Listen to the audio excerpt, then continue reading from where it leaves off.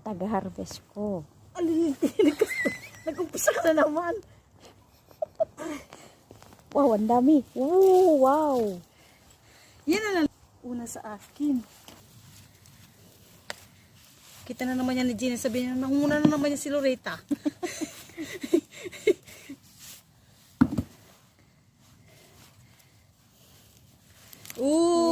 Ang Parang luya. Ah, maganda ito. Dito magtanim ng luya. Oo. Dito muna lang yung luya. Pero Sabi ko na sa'yo. Sabi ni ate, Kel, may nabili akong gabi. Sabi niya, hindi man yan gabi, tek. kala niya gab. Liliit noon. Oo. Saka nag-drive ah. Mahal ngayon yan. Mahal na to.